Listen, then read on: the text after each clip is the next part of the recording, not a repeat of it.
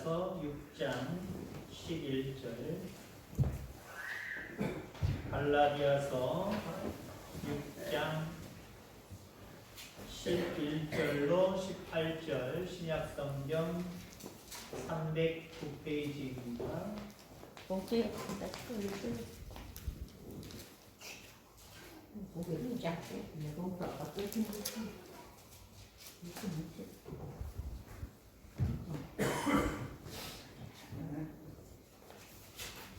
하나님 말씀 갈라디아서 6장 11절로 18절 찾으셨으면 아멘. 함께 교독하겠습니다. 내 손으로 너희에게 이렇게 큰 글자로 쓴 것을 보라.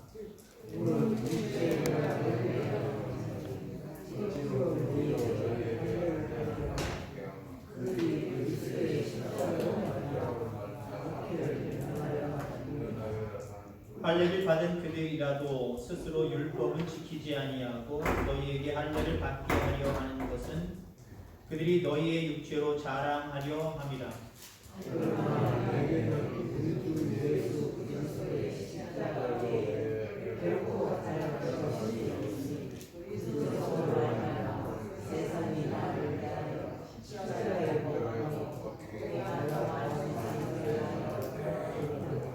할례나 무할례가 아무것도 아니로되 오직 새로 지으심을 받는 것만이 중요하니라.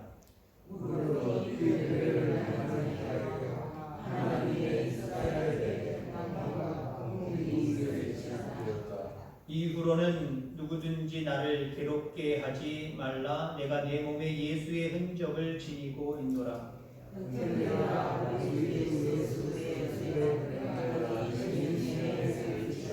아멘. 아멘. 옆에 분들과 교제 나누겠습니다. 잘 듣습니다. 주님으로 축복합니다.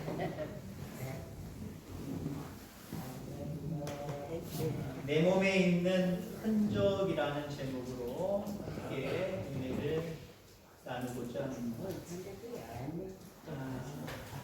사모님,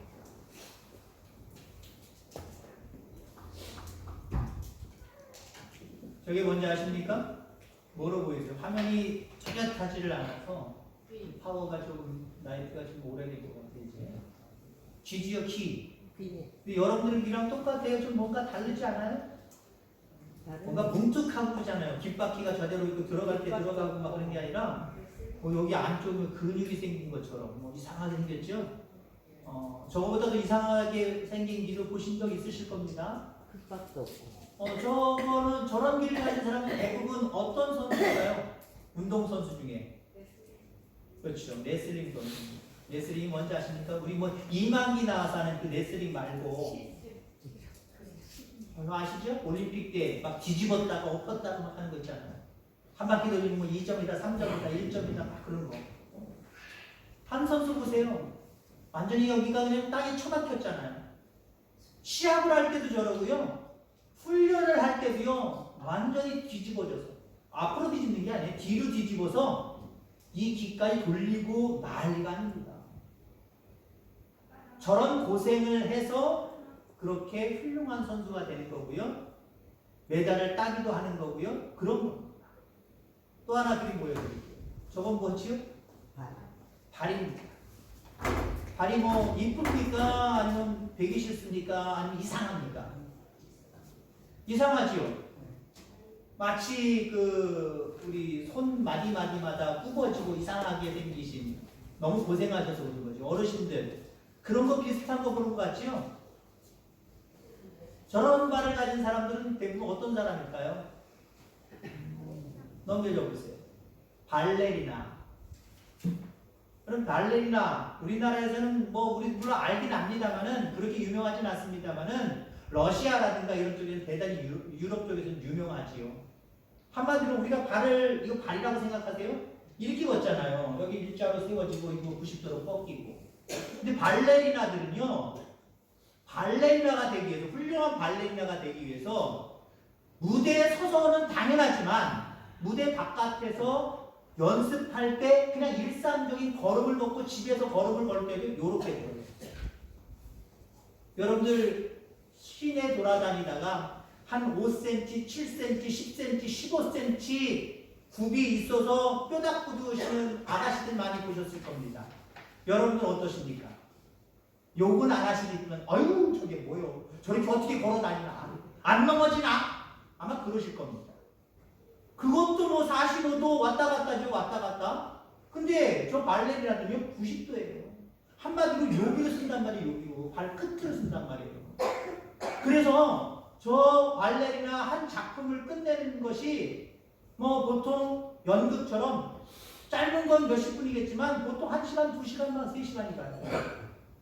그거 마칠 때까지 연습은 물론이거니와 실제적으로 그렇게 그것들을 감당해내는 거예요. 서가지고. 운동선수만입니까? 그 밖에 삶을 열심히 살아오신 많은 사람들, 장인이라고 할 수 있는 이런 사람들, 그런 사람들이 나름대로 이런 일에 종사했구나, 이런 일에 참 열심을 품었구나 라고 이야기할 수 있는 흔적들이 다 있어요.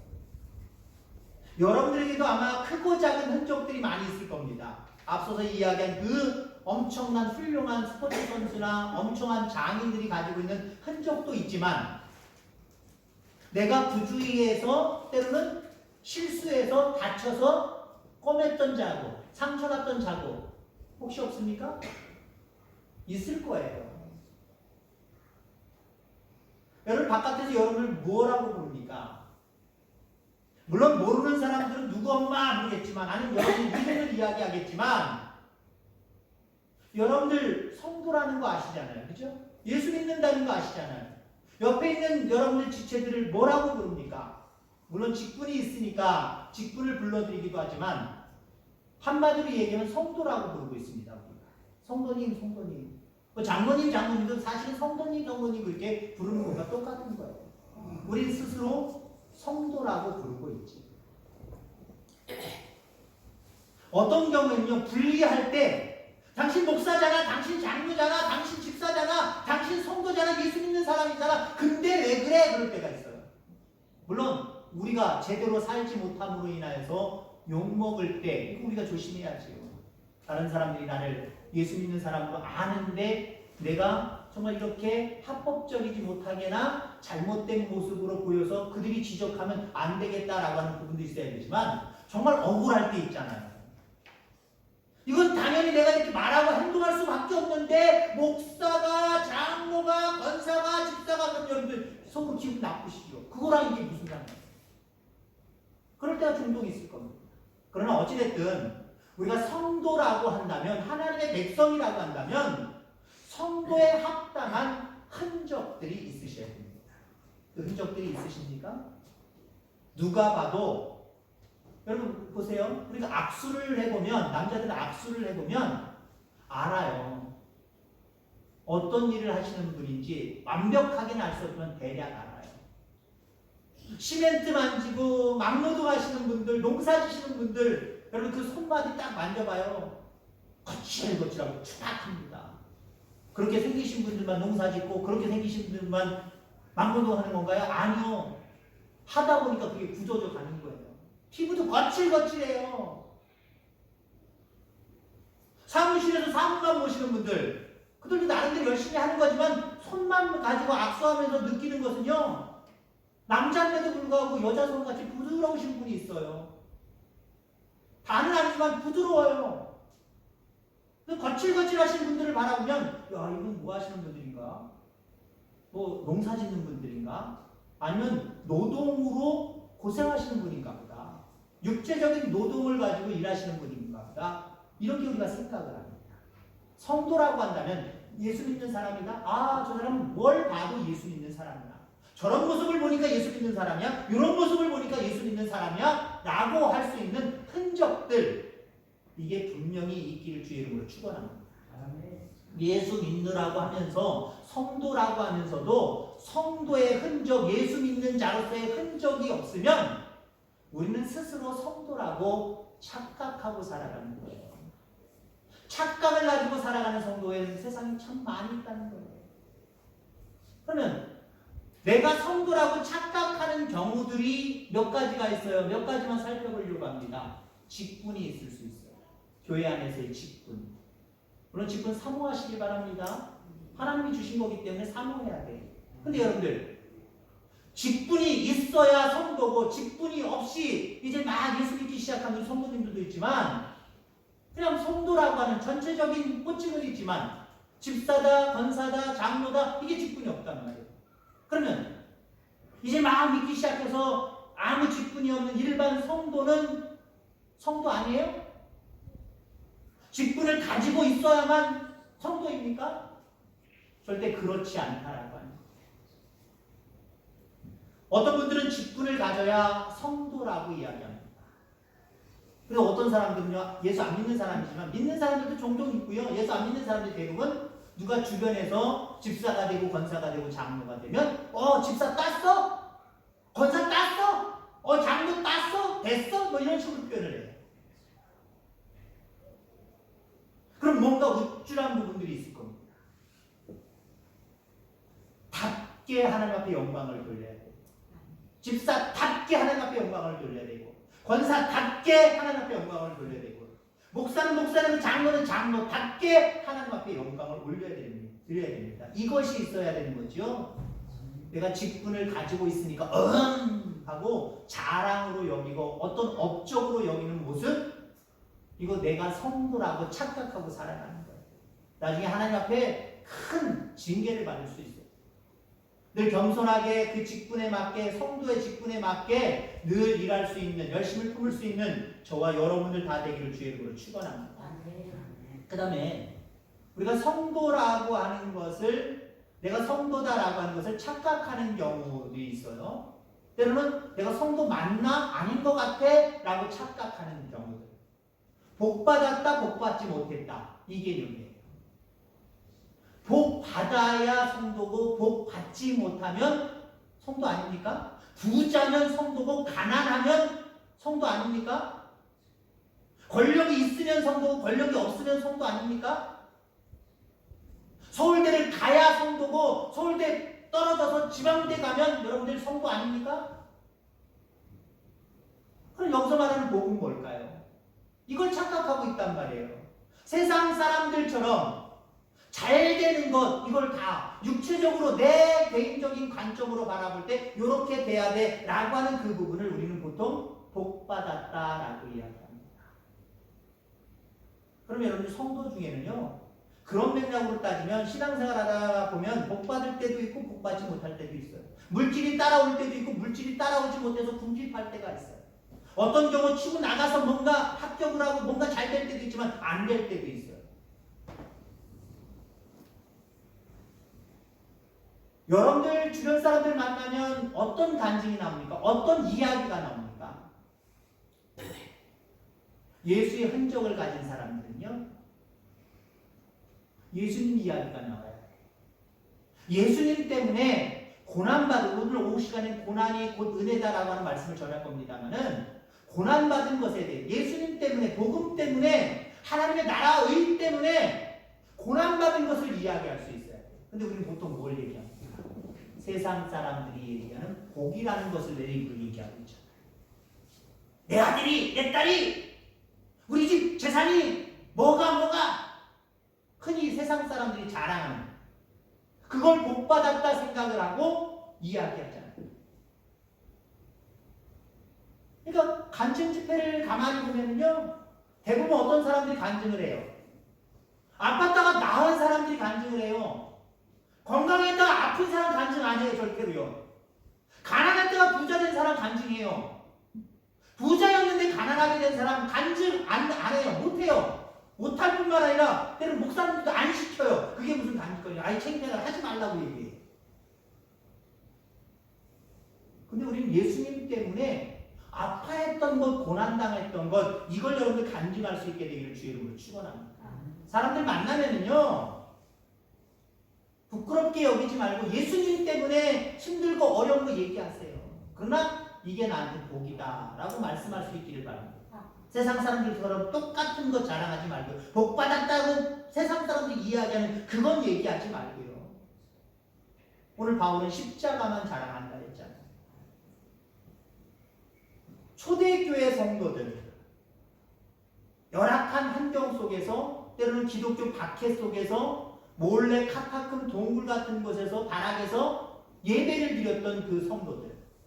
그들은 모이면 물론 예배 드렸지만 모이면 일상적으로 어떤 이야기를 했을까요? 나 병들었을 때 병 나았어. 나 가난했다 부자 됐어. 나 어떻게 어떻게 됐어? 위에 올라갔어? 라고 하는 이야기를 했을까요? 여러분들 초대교회의 성도들은요 모일 때 고난당한 이야기, 복음을 증거하다가 맞았어, 복음을 증거하다가 쫓겨났어, 복음을 증거하다가 죽을 뻔했어, 이거 얘기했어. 세상 사람들과 다르게 살려고 애쓰다가 나 다쳤어, 나 마음이 아팠어. 세상 사람들처럼 살지 않으려고 몸부림치다가 나 손해도 봤어. 세상 사람들처럼 살지 않으려고 애쓰다가 몸이 고장이 나기도 했어. 이 이야기 증거했어요. 예수님 때문에, 예수님께 하나님께 영광 돌리기 위한 그 모습들 때문에 그걸 나누는 이야기를 했단 말이에요. 여러분, 직분 받았다는 것으로, 복 받았다는 것으로, 이것으로 성도의 흔적이 될 수 없다라고 하는 겁니다. 오히려 직분을 가진 사람일수록, 오히려 복받은 사람이라고 하는 사람일수록 더 조심해야 됩니다. 왜냐하면 왜 직분을 주셨는지, 왜 내게 복을 주셨는지 생각하고 거기에 합당한 삶을 살아야 하기 때문에 그렇습니다.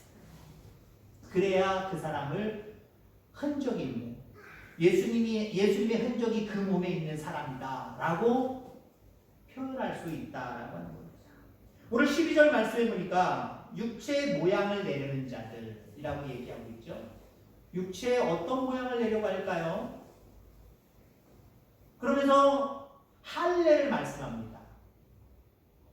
할례는 표를 내는 거거든요. 이스라엘 백성들이 표를 내는 거예요. 어떤 표를 내는 거예요?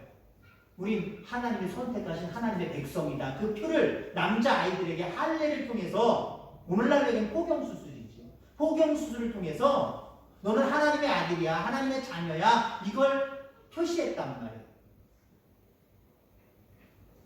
근데 문제는 이게 자랑거리가 됐다는 거예요. 육체의 모양을 내려고 하는 자들, 육체의 모양을 할례로 하는데 그 할례를 자랑하려고 하는 자들, 이렇게 얘기하는 거예요. 이걸 자랑하려고 하는 자들.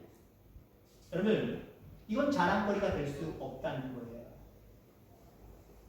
할례 받지 못한 자를 사람도 아닌 것처럼 취급을 한다든지, 할례 받게 한 것을 하나의 업적으로 자랑으로 삼든지, 여러분 이거는 우리가 기피해야 될 부분임을 분명히 믿습니다. 물론 내가 하나님의 자녀가 되고 하나님의 자녀가 되었기에 다른 사람도 하나님의 자녀가 되게 하는 것 귀한 일이지요. 귀한 일이지만 이게 어떤 면류관이 되면 안 된다는 거예요. 이게 나의 자랑거리가 되면 안 된다라고 하는 거예요. 할례를 행한 그 자체를 놓고 다른 사람과 자신을 비교하여 자랑한다든가, 이런 모든 것들은요 하나님의 언약과 아무런 관계가 없다는 거예요. 오히려 자랑거리에 갇혀 있으면 하나님의 이름을 깎아먹습니다. 성도라고 이야기할 수 있지만 그런 것들이 자랑거리가 되면 하나님의 영광은 하나님께 돌려지지 아니하고요, 오히려 하나님의 이름을 깎아먹는다라고 하는 거죠. 하나님의 자녀 삼아주시고 직분을 주신 하나님께 합당한 삶을 살아가는 저와 여러분들 다 되기를 주의 이름으로 축원합니다. 여러분, 흔적을 가지고 있는 사람들, 이 사람들은요 물론 아무렇게 여기지 않고 내 보이는 사람들도 있지만 대부분 감춰요. 대부분 감춘단 말이에요. 저 어렸을 때 뭔지 모르지만 망치에 빵 쪄가지고 있었던 상처 아시죠? 손톱이 뭉그러져서, 이게 손톱도 아니에요. 뭉그러져 있는. 그리고 그 앞에 보면 손톱 있는 부위만 뭔가 거칠거칠하게 딱딱하긴 한데 살은 아닌데 아무튼 온전한 손톱은 아니에요. 저희가 여러분들한테 일부러 안 보여줘요. 일부러 상 밑에 내리거나 주머니에 손 넣거나 일부러 그래요. 여러분들에게 어떤 흉이 있다고 생각해 보세요. 어떤 흔적이 있다고 생각해 보세요. 잘 안 보여주려고 해요. 때로 앞서서 보여줬던 쥐, 앞서서 보여줬던 발, 이 사람들도 이거 잘 안 보여주려고 해요. 여름이라든가 가을, 봄 이럴 때는 어쩔 수 없지만 겨울 내지는 봄으로 하고 가을까지 와서 이 사람들은 모자 써서 이걸 감추려고 해요. 안 보이려고 해요. 발레리나 같은 아까 그 사람들도요, 평상시에는요, 다른 아가씨들이나 다른 사람들 샌들 신고, 여름에 샌들 신고 다니고, 얇은 스타킹 신어서 험이 들여다 보이는 그 발로 이렇게 돌아다니지만, 이런 사람들은요, 반드시 그냥 안 보이는 양말 신어요. 평상시에. 네, 보여주기 싫어서. 보여주기 싫어서. 여러분들 그렇습니다. 흔적을 가지고 있는 사람들은 대부분 자신의 흔적을 잘 내놓지 않고 오히려 숨긴다라고 하는 거예요.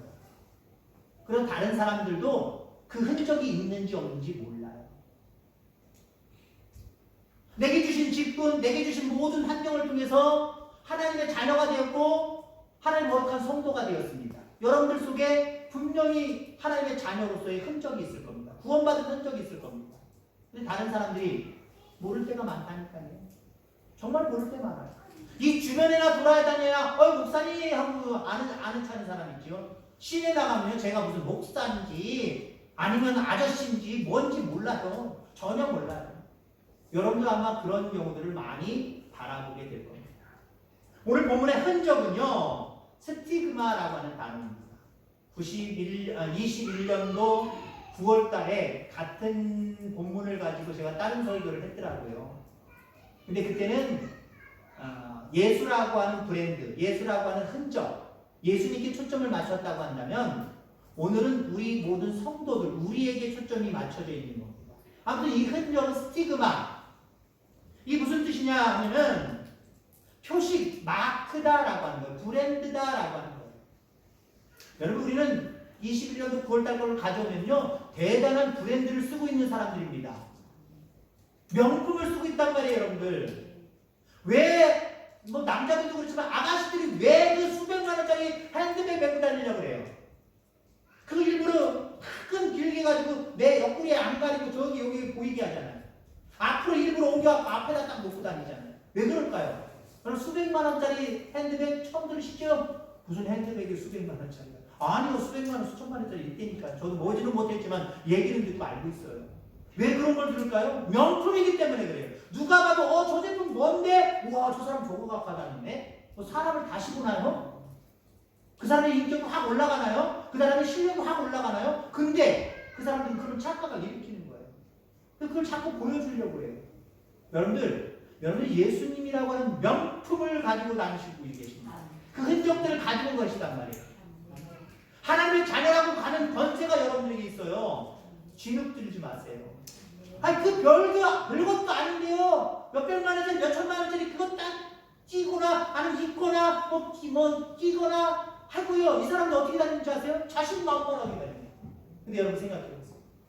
가방도 막 찢어지고 그냥 별것도 아니고 동네 시장에서 한 5,000원, 3,000원 주고 사는 거, 막 옷은 막 기어진 거, 막 찢어진 거, 흙 묻은 거, 막 그런 거 입고 다니는 사람은요, 왠지 모르게 어깨가 축 처지고 다니잖아요. 다는 아니지만 이렇게 처지고 다니잖아요. 근데 그 명품 옷이나 명품 브랜드를 착용하고 부착한 사람들은 왜 이렇게 당당해요? 그게 그렇게 당당하게 만든단 말이에요. 여러분들 더 당당하시길 바랍니다. 수백만 원, 수천만 원 명품 가방 들고 명품 옷을 입고 명품 무엇인가 하고 다니는 사람들보다 여러분들이 더 당당하셔야 돼요. 왜? 예수라는 브랜드를 붙이고 다니잖아요. 물론 그들의 눈에는 안 보일 수 있어요. 안 보이는데 당당. 예전에 제가 그런 설명 드렸었죠. 드린 적이 있을 겁니다. 예전에 초창기 처음 목회할 때 우리 주변에 이상한 집사님이 계셨어요. 이상한 집사. 신앙생활은 안 하는데 집사라고 해서 계속 교회로 오라 그러는데 거의 안 오고 한두 번 서너 번 온 사람. 이 사람이 늘 술에 빠져 삽니다. 주님을 모셔야 되는데 주님을 모셔요. 술을 모셔요. 그분이 저한테요. 자기는 뭐 유럽도 갔다 오고 어디도 갔다 오고 아는 사람이 있어가지고 자기가 옛날엔 잘 나갔는데 그러면서 뭘 자랑했는지 아십니까? 쑥스러운 얘기지만 팬티 자랑. 자기는 수백 년짜리 팬티가 팬티 속에 있는 거 보여요? 일반 사람들한테 보여요? 그 사람이 지나다닌다고 보여요? 안 보여요? 안 보이는데도 불구하고 그 사람은 그거에 보면 당당할 거예요. 아마. 제 상상에 당당할 거예요. 안 보이는데도 당당해요. 여러분, 우리 예수라고 하는 브랜드, 예수라고 하는 흔적 우리 속에 가지고 있어야 되는데 이거 안 보일 때가 있어요. 세상 사람들이 안 보여요. 흔히 안 보여요. 결정적인 순간에 보여질 수도 있지만 안 보인단 말이에요. 그러나 반드시 우리는 그 흔적을 가지고 있어야 될 줄 분명히 있습니다. 그러면 오늘 본문의 바울은 자기 몸에 어떤 흔적을 지금 자랑하고 있습니까? 이게 대단히 중요해요. 나는 흔적을 가졌다! 라고 하면서 많은 사람들이 자랑해요. 여러분, 외형적으로 가지고 있는 거 뭐 자랑할 거 있습니까? 이건 뭐고, 이건 뭐고, 이건 뭐고, 뭐 자랑할 거 있으십니까? 바울이 그런 자랑하지 않았어요. 나의 옷이 얼마짜리고, 내 바지가 얼마짜리고, 나는 얼마짜리 귀금속을 했고, 나는 집에 얼마가 있고, 재산이 얼마가 있고, 이거 자랑하지 않았어요. 바울이 뭘 자랑을 했을까요? 하나님의 자녀가 되었어요. 예수님을 믿고 그 복음을 증거하면서 매맞은 것, 당한 것, 굶주린 것, 강도의 위협을 만난 것, 재판받은 것, 돌 맞아 죽을 뻔한 것, 이걸 자랑했어요. 이게 뭐라고? 그럼 이게 예수님의 흔적을 가지고 있는 사람이에요. 여러분들 몸에 흔적이 있다면 여러분들도 이런 흔적이 분명하게 있어야 되고 이걸 자랑해야 될 줄 믿습니다. 나는 예수님 뜻대로 살려고 하다. 예수님 복음 증거하려고 하다가 가난도 했어. 병도 들었어. 아팠어. 부족했어. 고난도 겪었어. 아픔도 겪었어. 이게 여러분들의 흔적이어야 돼요. 예수 믿으면 무조건 잘 되는데, 복 받는데, 복 받아야지. 거기에만 집중하지 말고요. 물론 이 모든 것들을 더해주시는 하나님께서는요, 그것도 주세요. 필요하고 하나님 앞에 간구하면 하나님께서 다 주신다니까요. 때로는 물질도 주시고요, 건강도 주시고요, 모든 환경도 개선해 주시고요, 변화시켜 주시고 우리를 축복하세요. 그러나 우리의 1차적인 목적이 거기가 되어서는 안 됩니다. 우리 속에 예수님의 흔적을 가져야 되겠구나. 흔적이라는 말은 다른 말로 이야기하면요, 낙인이라는 의미예요. 낙인. 마치 소나 또 종들에게 너는 우리 집 재산이야 하고 불에 지진 거 딱 낙관 찍는 거 아시죠, 여러분들? 인도 큰 불에 지진 걸로. 그거예요. 눈에 보이지 않지만 하나님께서 여러분들의 마음을 변화시켜 주셔서 여러분들 입으로 예수님을 구주로 영접하는 순간 넌 내 거야 하고 쥐어주셨다니까요. 낙인 찍어주셨다니까요. 아멘? 그 흔적이 있는 사람은요, 복음을 증거하다가, 그 흔적 있는 사람은요, 하나님 말씀대로 살다가 세상 사람들이 얘기하는 복과 관계없는 모습으로 살아갈 수도 있어요. 근데 여러분들, 이것이 여러분들에게 영광스러운 흔적이 되기를 주의 이름으로 축원합니다. 18절 말씀해 보니까 형제들아 우리 주 예수 그리스도의 은혜가 너희 심령에 있을지어다 라고 이야기를 합니다.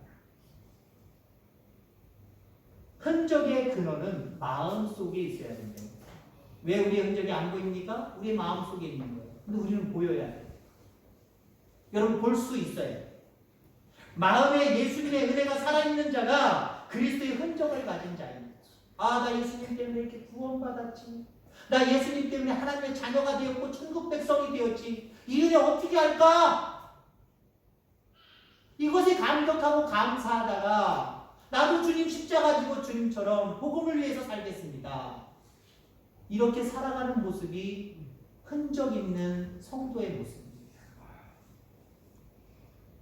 신앙생활하다가 구원받은 감격도 점점 잃어가고 천국에 대한 소망도 별로 없어서 정말 죽어봐야 알지 정말 천국 갈 수 있을래나 그런 심정으로 그냥 옛날부터 습관적으로 다니니까 다니는 거지 하고 다니는 그 모습은요, 흔적이 다 지워진 거예요.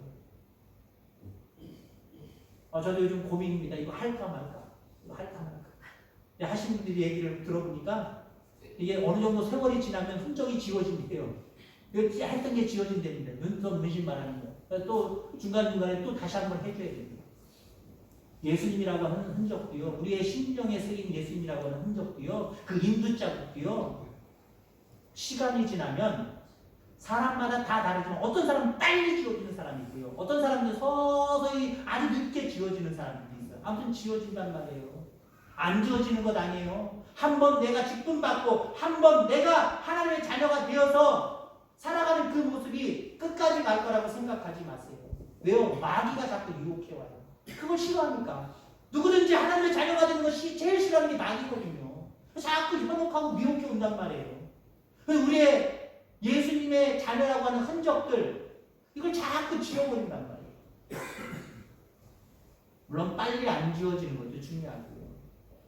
그리고 여러분들 지워질 때마다 다시 한번 여러분의 경건의 삶을 통해서 다시 한번 그리세요. 눈썹 그린 것을 다시 한번 그리세요. 더 진하게 그리세요. 그러하기 위해서 여러분들 경건의 삶, 말씀 듣고 읽고 기도하고 찬송하고 이 삶은요 우리의 몸에 있는 예수라고 하는 흔적을 더 진하게 찍는 것과 똑같아요. 그래야 하나님이 기뻐하시는 성도의 삶을 살지 않겠습니까? 자꾸 지워지고 잊어져 간다고 생각해 보세요. 그러니까 주님이 그런 말씀을 하죠. 주여 주여 하는 자마다 다 천국에 갈 것 같냐? 안 돼. 그렇게 못 돼. 그렇지 못한 사람들 생겨나 라고 말씀하고 있잖아요. 바울은 자랑을 하더라도 예수 그리스도의 십자가에 결코 자랑할 것이 없다 14절에 말씀을 하고 있습니다.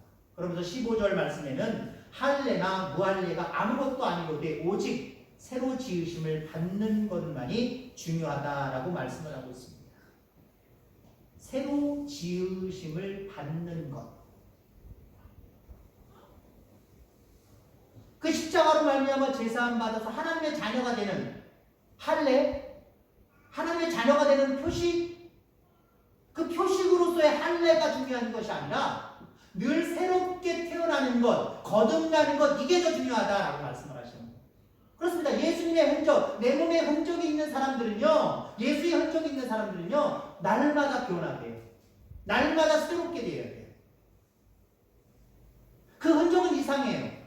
그 흔적이 남아있으면, 그 흔적이 늘 우리 가운데 머물면 그 흔적이 나로 하여금 하나님 말씀대로 살게 만들어버려요. 하나님이 능력 주시고 힘 주시고 권능 주세요. 여러분 예수님의 흔적이 여러분들에게 있기를 간절히 소망합니다. 진하게 새겨져 있기를 간절히 소망합니다. 내 자랑거리를 내세운다면 그 사람은 아직도 그리스도의 흔적이 없는 사람이에요. 내 몸에 흔적이 없는 사람이에요. 오직 날 위해서 대신 십자가 지신 그 주님 그 십자가만을 자랑하는 그런 사람들만이 진정으로 내 몸에 흔적이 있다라고 이야기할 수 있어요. 그 예수님이 나 때문에 그 십자가를 지셨다라고 하는 것을 깊이 묵상하는 사람들은요, 짊어지신 십자가 짊어지고 살아가겠습니다. 복음을 증거하면서 살아가겠습니다. 이렇게 또 결단하고 더 나아갈 수밖에 없어요. 이런 사람들이 진짜 그 몸에 흔적이 있는 사람들입니다. 이 흔적을 가지고 주님을 기쁘시게 하며 살아가는 저와 여러분들 다 되기를 주의 이름으로 축원합니다. 기도하겠습니다. 하나님 아버지 감사합니다.